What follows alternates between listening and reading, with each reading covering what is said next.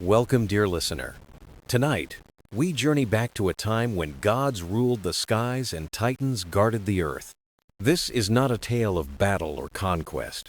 It is a story of discovery, of balance, of the meeting between thunder and flame.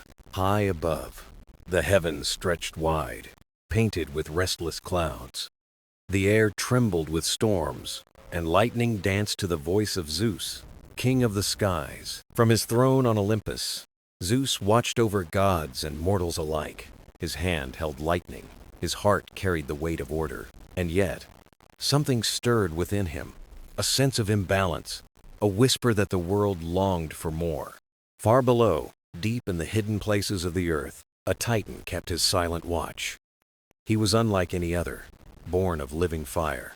His skin glowed as though shaped from embers. His breath shimmered with sparks, and in his chest, a flame burned that had never known rest. They called him the Fireborn Titan, guardian of a secret older than the gods themselves. And so, our tale begins. The meeting of Zeus and the Fireborn Titan. Thunder and flame. Destiny and wonder.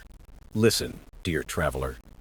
Our tale rises to Olympus, high above the mortal lands, where clouds drift like oceans of silver and gold. Here ruled Zeus, the Sky Father, keeper of thunder, master of lightning, guardian of balance, and king of gods. His presence commanded silence.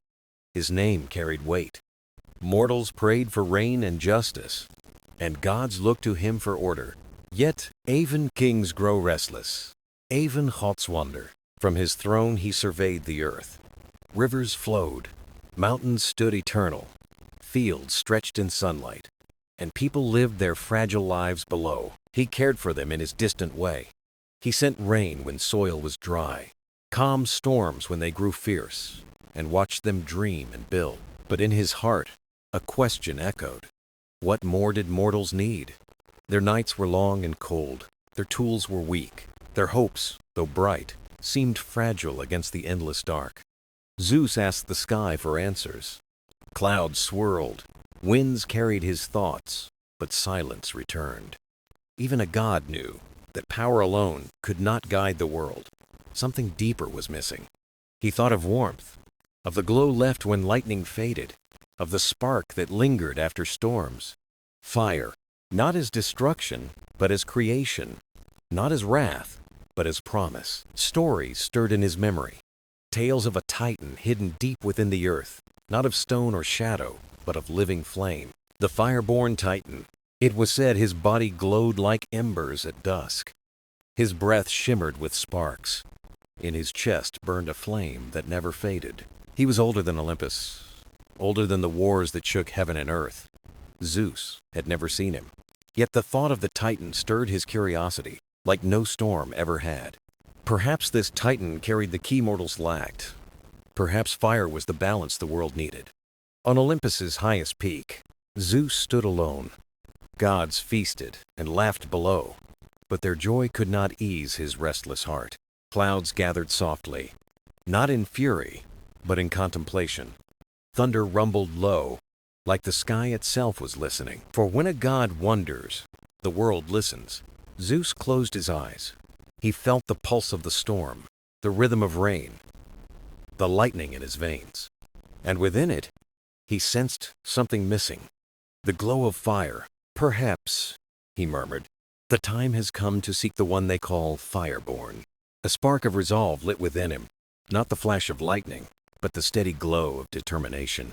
This would not be a journey of conquest. It would be one of balance, of seeking, of understanding. He looked once more at the mortal world. Villages flickered with fragile torchlight, flames small yet brave against the dark. What could those fires become, if guided, if nurtured, by a greater flame? The answer lay with the Titan. And so Zeus prepared to descend, not in wrath, but in wonder. Thus began the first stirrings of thunder and flame, a god's restlessness leading him toward a Titan's secret. And as stars wheeled above Olympus, the world held its breath, waiting for what was to come. Beneath Olympus, Far below the heavens, the valleys sank into silence. It was the silence of mountains pressing into the earth, of caverns where no mortal dared to wander. Here, hidden away from bright eyes, the world carried its secret heartbeat. And in that heartbeat, a whisper stirred. Not wind, not water, but fire. Long before Zeus wondered, a Titan had been born of flame. His name was not sung in temples. His face was not carved in stone. He sought no worship. He desired no dominion. He was fire itself, living, breathing, eternal. The Fireborn Titan. In his cavern, he sat in stillness. His body glowed like embers. His breath rose in sparks that shimmered against the dark. He was not asleep. He was listening, always listening. For fire listens. It listens to what it touches, what it warms, what it inspires. The Titan felt every mortal flame, every torch, every hearth, every daring spark struck by stone. He felt their weakness. The fires of mortals were small. They faltered in wind. They perished in rain. He did not weep, yet he was not unmoved. Flame was never meant to be hoarded. Flame was meant to live, to inspire, to grow. Still, he waited, for fire given too soon could scorch. It could consume instead of guide. But on this night, something shifted. A tremor rippled through the world, not stone breaking, but destiny stirring. The Titan lifted his gaze. His eyes glowed like molten gold. His voice was a crackle of burning wood. He is searching. Above, Zeus stood restless on Olympus. His longing carried on the currents of the world. And the Titan heard. Thunder speaks loudly, even when no word is spoken. And fire listens, even when no voice is heard. The Titan's glow brightened. Sparks drifted like stars in a hidden night. The cavern walls reflected storms, rivers, and mortals waiting by fragile flames. "The time draws near," he whispered. "Storm and flame will meet, and the world will change." Still, he did not move, for fire does not seek the storm. The storm finds the fire. Zeus felt the whisper without knowing its source. It brushed his thoughts like a spark catching wood, a murmur carried in warmth. He sensed a vast presence, patient, hidden, but near. A whisper of fire. Zeus gazed beyond the mountains. He saw no Titan, yet he felt him like lightning sensing the earth before it strikes. And for the first time, Zeus smiled. "Then it is true," he said. "There is one who holds the flame, and he calls to me, though he waits." The winds swirled. The stars burned like embers. The world seemed to guide him. Zeus rose from his throne. His voice was not command, but promise. "I will seek him. I will find the fire." Deep below, the Titan stirred, not in fear, not in defiance, but in recognition. The whisper of fire had been heard, and the path between thunder and flame began to unfold. The path from Olympus wound downward, away from clouds, into the bones of the earth. Zeus carried no army, no thunder. This was not conquest. It was curiosity. The air grew heavy. Stone replaced rain. Sunlight faded into dim torchlight. Each step led him farther from Olympus and deeper into mystery. The silence was not empty. It was waiting. The world seemed to hold its breath. At last, a cavern opened wide before him. It stretched like a hidden sky beneath the ground. The walls shimmered with a glow not of moonlight or flame, but of life itself. At the cavern's heart, the Titan waited. The Fireborn. His form was immense, glowing as though veins of flame ran beneath his skin. Every breath shimmered with heat, rippling warmth through the air. His eyes opened slowly, golden and steady, ancient as the first dawn.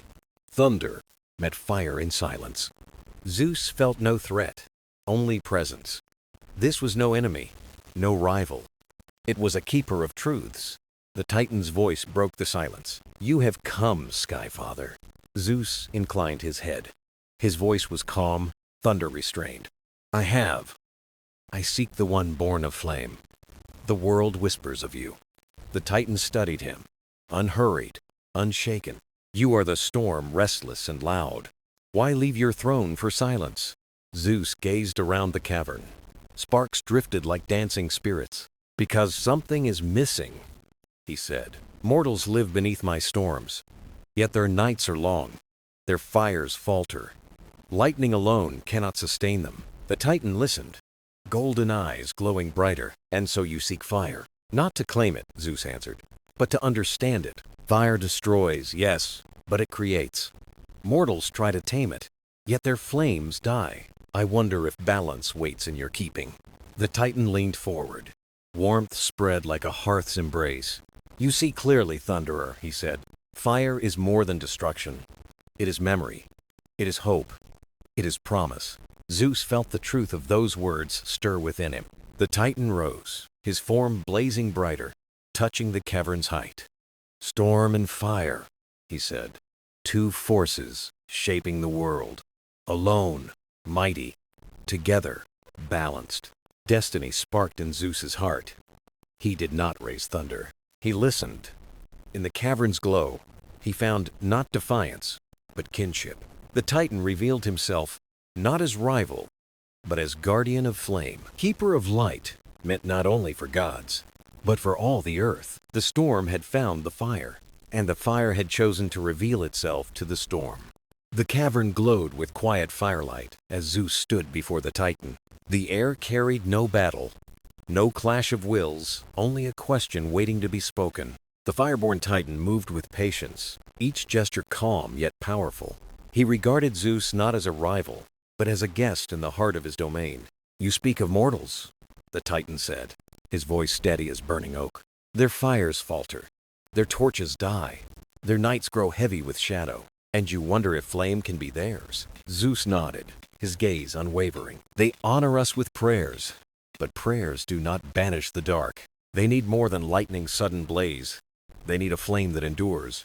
The Titan's eyes glowed brighter, molten gold shifting into crimson. Enduring flame, he murmured. A gift that warms, protects, inspires. But such a gift changes the world forever. Do you understand this? Zeus drew a long breath. He knew the truth in those words. Yes, he said quietly. And still, I ask, sparks drifted upward, each glowing star heavy with possibility. The Titan closed his eyes, listening to the countless fires of the earth. At last, he spoke. Flame is not mine to hoard. I am its guardian, not its master. If the time has come, it is not me who chooses. It is the fire itself. Zeus frowned slightly. The fire chooses? The Titan's lips curved in the faintest smile. You command thunder, but can you control where lightning strikes? You guide it, you shape it, but the storm has its own will. So too does flame. He raised his hand. A small ember floated upward from his palm. It pulsed like a heartbeat, warm and gentle, alive with hidden power. This is fire's gift, not mine, not yours. If it wishes, it will live. Zeus stepped closer, feeling the warmth before he touched it. It was alive like a soul waiting to be shared. The ember drifted to his palm, glowing steadily. Zeus whispered, "It lives." The Titan nodded. And it will live wherever it is given. But fire is freedom. Once mortals taste it, they will never be the same. They will build. They will dream. They will challenge. They will rise. Zeus lifted the ember, its glow lighting the cavern walls. Then let them rise, he said. Let them shape a world that does not fear the night. For the first time, the Titan's face softened into pride. Then it is done. The storm sought the fire, and the fire has answered. The cavern brightened, the ember's glow spilling into every shadow. The flame seemed eager to leap from torch to hearth, from hearth to mortal lives. Zeus closed his hand gently around the ember. It was not a weapon. It was a promise. With that promise, he turned to return to the world above. The gift of flame had been given. The age of shadows was drawing to its end. Far below Olympus, the Titan watched with golden eyes. He knew once fire touched mortal hands, the world would never be the same. The night was long upon the earth. Mortals huddled beneath the stars, their torches dim, their hearts heavy with shadows. They had grown used to the dark, but never learned to love it. Children whispered to their mothers, asking when dawn would come. Fathers shielded weak embers with calloused hands, trying to keep them alive. Villages stood silent, wrapped in cold that crept into every bone. And then something changed. A storm gathered above, not with anger, but with purpose. Zeus descended from Olympus, carrying not thunder, but an ember of promise. It glowed softly, pulsing like a star hidden in his palm. No mortal had ever seen such light. It was not lightning's sudden fury, nor the fleeting spark of stone. It was steady, alive, warm. Zeus came to a small village he had watched from the heavens. Its people shivered around a fading fire, smoke curling weakly into the night. The Skyfather stepped among them, not as a god to be feared, but as a bearer of hope. The mortals fell silent, their knees bending, their voices hushed. But Zeus raised his hand, not in command, but in offering. He opened his palm. The ember rose, casting golden glow across their faces. Eyes widened, hearts stirred. Children reached out as if to touch the light. "Take this," Zeus said, his voice firm yet gentle. "A gift not of storm, but of fire. Guard it well, for it will guard you." He lowered the ember into their hearth, where a weak flame struggled. The moment it touched the wood, the fire leapt to life. Golden, strong, unwavering, it filled the night with warmth. Gasps rose from the villagers, their eyes reflecting the living flame. The darkness retreated. The night lost its grip. Children laughed, their voices ringing like bells. Mothers held them close, tears shining in the firelight. Fathers reached toward the blaze, strength returning to weary limbs. The flame spread from house to house, from torch to torch. Neighbors carried it carefully, protecting it like treasure. Wherever it went, shadows thinned, fear dissolved, life stirred anew. Zeus stood apart, watching. He saw wonder in their faces, joy in their voices. The ember had become more than fire. It had become hope. The Titan's words echoed. "Fire is freedom. Mortals will never be the same." Already, Zeus saw the truth unfolding. The villagers gathered, no longer strangers bound by fear. They were a people united by flame. They sang songs of light, warmth, and of the god who gave them this gift. But Zeus did not linger for praise. He stepped back into the storm, winds carrying him toward Olympus. Behind him, fires burned strong, their glow reaching into the heavens. Even the stars seemed to pause and behold them. The first flame among mortals had been kindled, not lightning's roar, not destruction's blaze. A gentle light, a steady warmth, a promise. The world had changed. No longer would mortals cower in endless night. No longer would cold and darkness rule their lives. They had been given fire. With it, they would build. They would dream. They would rise. Far below, the Titan felt the shift. He closed his eyes, smiling for the first time in ages. The fire he had guarded now lived in mortal hearts. Above, Zeus looked down upon glowing villages, pride stirring within him. The gift of flame was theirs, but it was his too, a reminder that gods also grow through the light they share. The first flame had been given, and humankind had entered a new dawn. Olympus stood tall, crowned with snow, its halls glittering with marble light. Far below, mortal fires flickered, golden sparks rising into the night sky. And those sparks did not go unnoticed.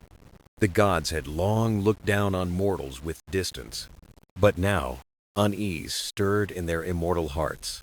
Hera spoke first, her sharp eyes fixed on Zeus. "My lord," she said softly, "you have meddled with mortal fate." Zeus did not deny it.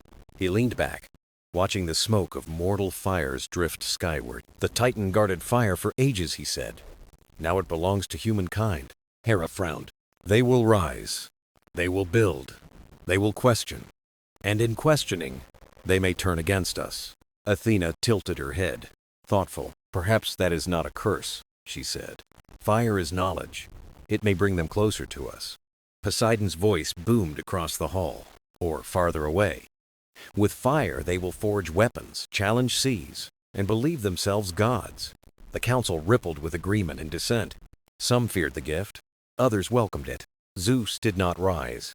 He let the voices swell, like thunderclouds before a storm. Inside, he felt calm, resolve. Artemis spoke, cool as moonlight. They are fragile. Fire may burn them before they learn its grace. Why take this risk? Zeus answered without anger. Because they deserve the chance. They carry dreams. Fire is the bridge between hope and destiny. The hall fell silent. Even Ares held his tongue, though his smirk soon appeared. When their destiny is war, Father? When fire destroys them, will you still call it a gift? Zeus's eyes flared, but only briefly. He knew fire would create and destroy alike.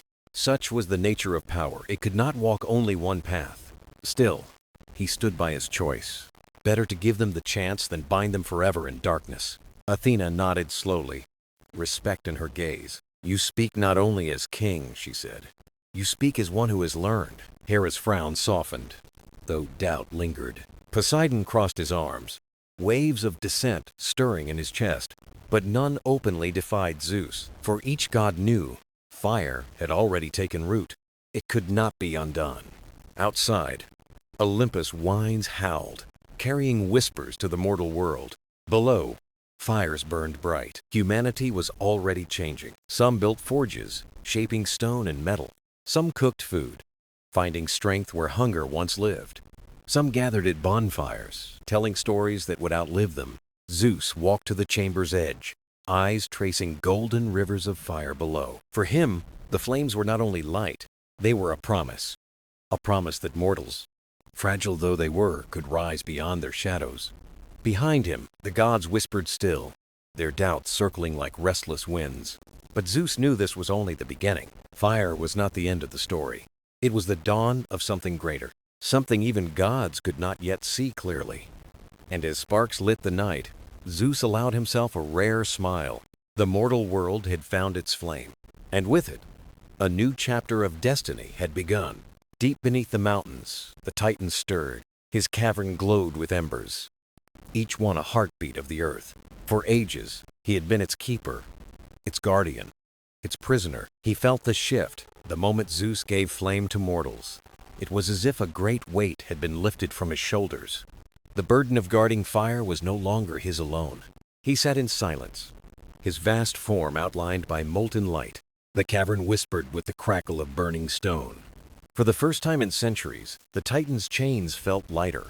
He closed his eyes and remembered. He remembered when the fire was first given to him. The world had been raw, wild, untamed. The flame was chaos, threatening to consume all. The old gods chose him for endurance, not ambition. You will guard it, they said. Keep it safe until the time is right. At first, he welcomed the duty. The fire was alive, warm, vibrant, endless in possibility.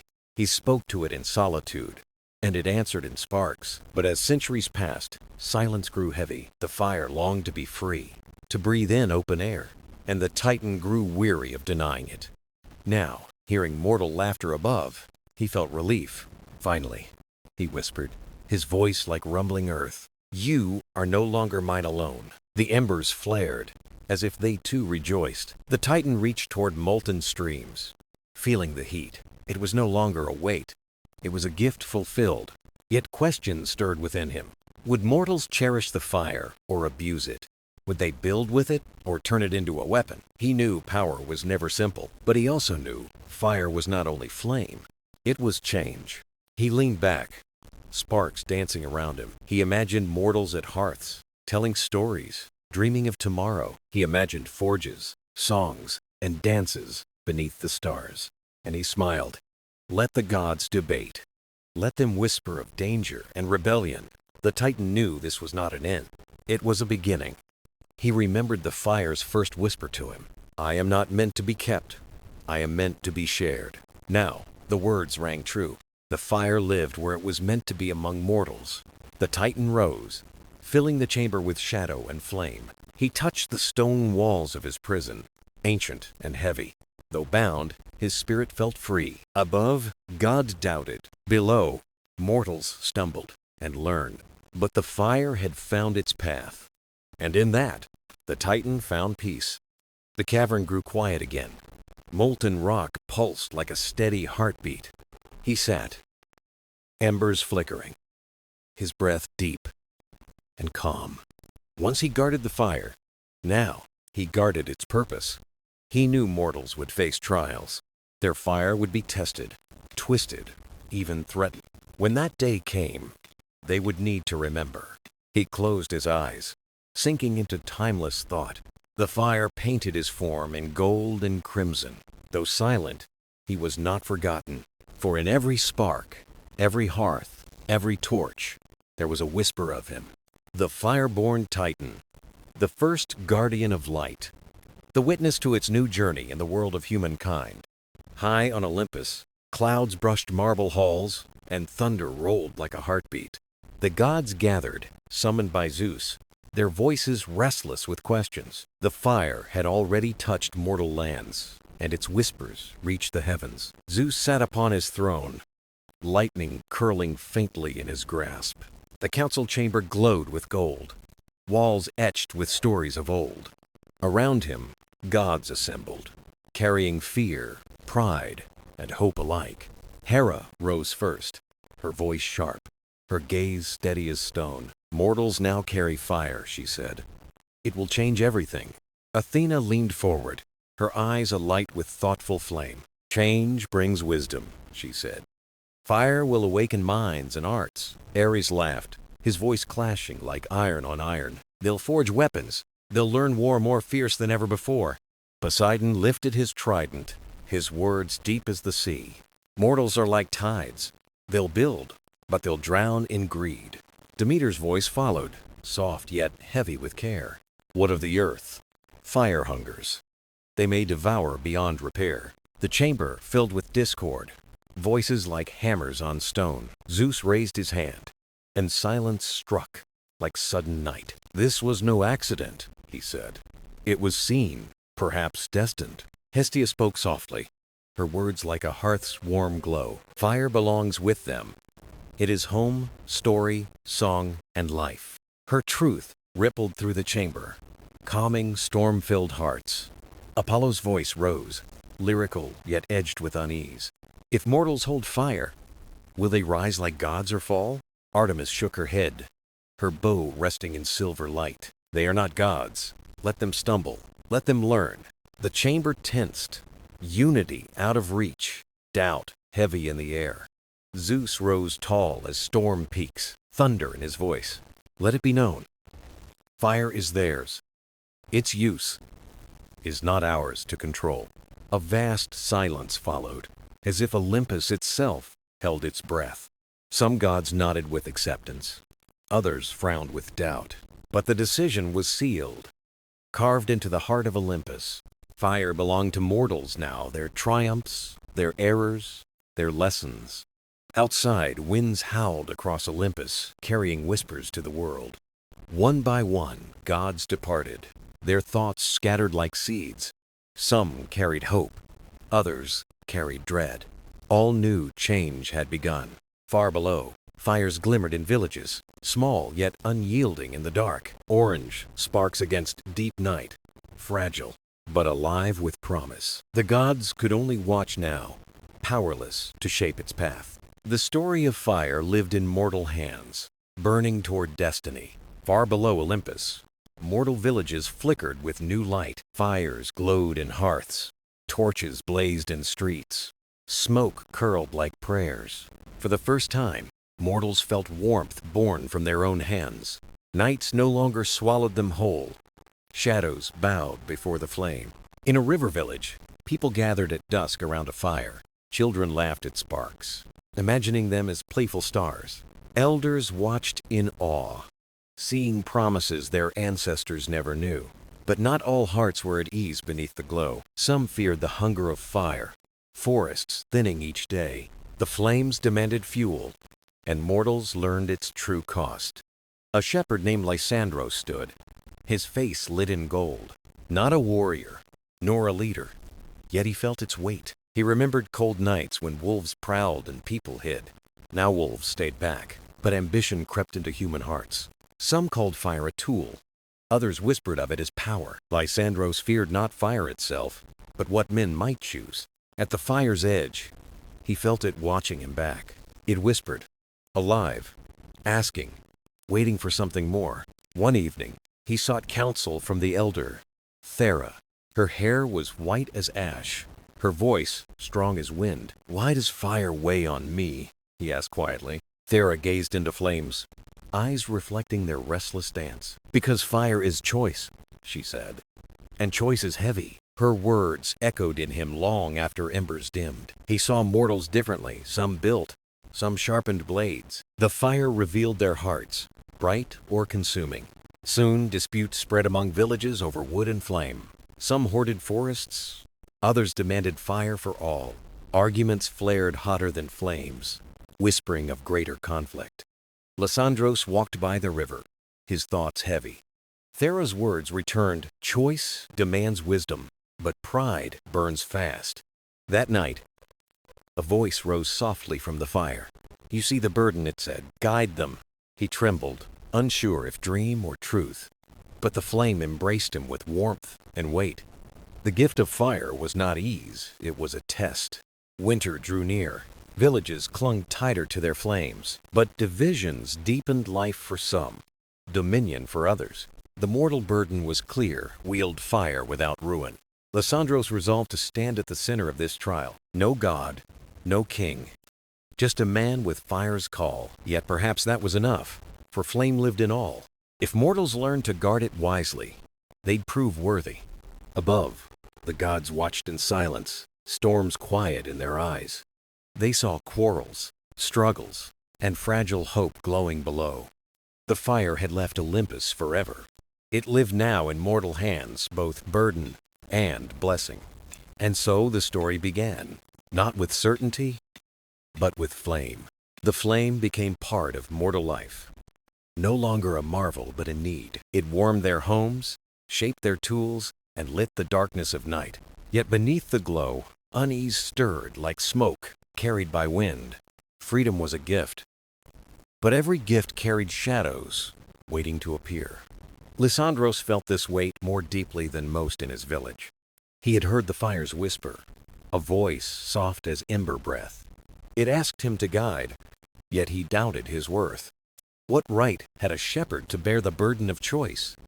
By day, people saw him honest, but not as leader.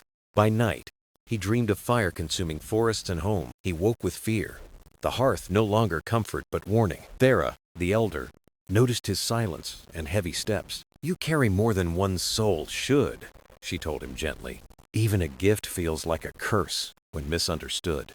Lysandros lowered his gaze, confessing his secret. "The fire speaks to me. It asks me to lead, but I am no leader. I am only one man." Thera smiled, her wrinkles deep as old river lines. "Leaders are not chosen by crowns or by swords," she said. "They are chosen by listening when others remain silent." Her words lingered, but doubt still clung to his heart. If chosen, why did he feel small, weak, and unworthy? The village grew restless, divided in whispers and worry. Some praised fire as divine, others called it cursed. One night, a storage hut caught fire and burned. The people panicked, rushing with water and blankets. Though the flames were smothered, fear burned stronger in hearts. "Fire will ruin us," some said. "It will save us," others argued. The village began to split, fear growing like cracks in stone. Lysandros stood in the ashes, hearing only silence inside. The fire's voice was gone, leaving him empty and afraid. He feared he had failed it, or worse, that it had erred. One twilight, he climbed the riverbank, speaking to the sky. "If this is my burden, why do I feel abandoned?" The wind carried sparks from a hearth, glowing in the dusk. They danced in the air, fragile yet alive. In their movement, he found an answer. The fire was not meant to be perfect or safe. It could burn, destroy, give life, or protect. Its truth was not in whispers, but in choices made. The shadow of doubt would always follow flame. But doubt was not weakness. It was reminder to be careful, reminder to be humble, reminder that every spark carries both promise and peril. The weight on his chest lifted slightly, though not gone. Perhaps the fire was not silent, but teaching him patience. To lead was not to command.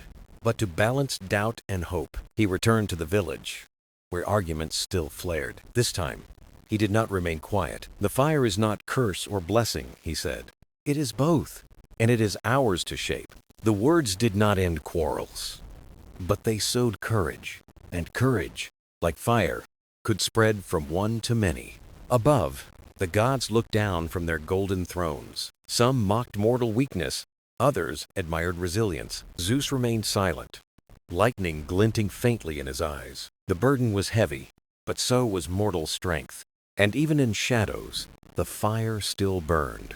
The flame became part of mortal life, no longer a marvel but a need. It warmed their homes, shaped their tools, and lit the darkness of night. Yet beneath the glow, unease stirred like smoke carried by wind. Freedom was a gift, but every gift carried shadows waiting to appear. Lysandros felt this weight more deeply than most in his village. He had heard the fire's whisper, a voice soft as ember breath. It asked him to guide, yet he doubted his worth. What right had a shepherd to bear the burden of choice? By day, people saw him honest, but not as leader. By night, he dreamed of fire-consuming forests and homes. He woke with fear, the hearth no longer comfort but warning. Thera, the elder, noticed his silence and heavy steps. "You carry more than one soul should," she told him gently. "Even a gift feels like a curse when misunderstood." Lysandros lowered his gaze, confessing his secret. "The fire speaks to me. It asks me to lead. But I am no leader. I am only one man." Thera smiled, her wrinkles deep as old river lines. "Leaders are not chosen by crowns or by swords," she said. "They are chosen by listening when others remain silent." Her words lingered, but doubt still clung to his heart. If chosen, why did he feel small, weak, and unworthy? The village grew restless, divided in whispers and worry. Some praised fire as divine, others called it cursed. One night, a storage hut caught fire and burned. The people panicked, rushing with water and blankets. Though the flames were smothered, fear burned stronger in hearts. "Fire will ruin us," some said. "It will save us," others argued. The village began to split, fear growing like cracks in stone. Lysandros stood in the ashes, hearing only silence inside. The fire's voice was gone, leaving him empty and afraid. He feared he had failed it, or worse, that it had erred. One twilight, he climbed the riverbank, speaking to the sky. "If this is my burden, why do I feel abandoned?" The wind carried sparks from a hearth, glowing in the dusk. They danced in the air, fragile, yet alive. In their movement, he found an answer. The fire was not meant to be perfect or safe. It could burn, destroy, give life, or protect. Its truth was not in whispers, but in choices made. The shadow of doubt would always follow flame. But doubt was not weakness, it was reminder. Reminder to be careful. Reminder to be humble. Reminder that every spark carries both promise and peril. The weight on his chest lifted slightly, though not gone. Perhaps the fire was not silent, but teaching him patience. To lead was not to command, but to balance doubt and hope. He returned to the village, where arguments still flared. This time, he did not remain quiet. "The fire is not curse or blessing," he said. "It is both, and it is ours to shape." The words did not end quarrels, but they sowed courage. And courage, like fire, could spread from one to many. Above, the gods looked down from their golden thrones. Some mocked mortal weakness. Others admired resilience. Zeus remained silent, lightning glinting faintly in his eyes. The burden was heavy, but so was mortal strength. And even in shadows, the fire still burned. The fire stayed in mortal hands as years passed. No longer a secret spark, it became part of life itself. Villages grew into towns, and towns stretched into cities. Stone and brick rose where reeds and wood once stood. At every center, fire burned. Steady as the Sunday, its story was not triumph alone, but of choices. Some used fire to build, to forge, to create. Others sought power, bending flame toward ambition. Lysandros grew older, watching it all with quiet eyes. The shepherd who feared whispers now saw a world remade. His hair silvered, his body bent, but his spirit stood tall. Children gathered to hear the tales of first flame. They asked of the spark, the gods, the whispers of fire. They wanted to know if he truly heard its voice. He smiled, answering with care and gentleness. "The flame speaks to all of us," he would say, "not with words, but with choices. Each spark is a voice." The children listened wide-eyed, glancing at the fire in awe. They wondered if one day it might speak to them too. Above, the gods still watched from Olympus's thrones. Zeus observed mortals with doubt and with restraint. They had not destroyed themselves as swiftly as feared, nor had they risen to divine wisdom unshaken.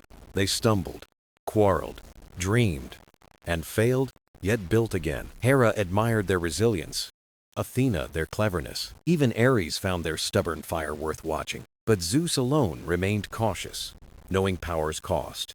One twilight, storms gathered over Olympus's peaks. Zeus spoke to the gods with thunder in his voice. "The fire is no longer ours to claim," he said.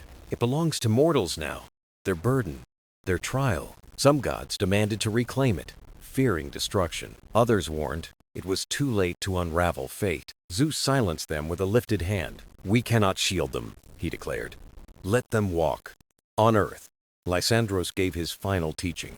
Before the village flame, his voice rang clear. "The fire is not ours to command," he said. "It is ours to carry, to guard, to shape. It will test us, tempt us, and guide us." The fire flared brightly, sparks leaping into the night. The villagers gasped, bowing or raising hands in awe. Lysandros closed his eyes, no longer afraid.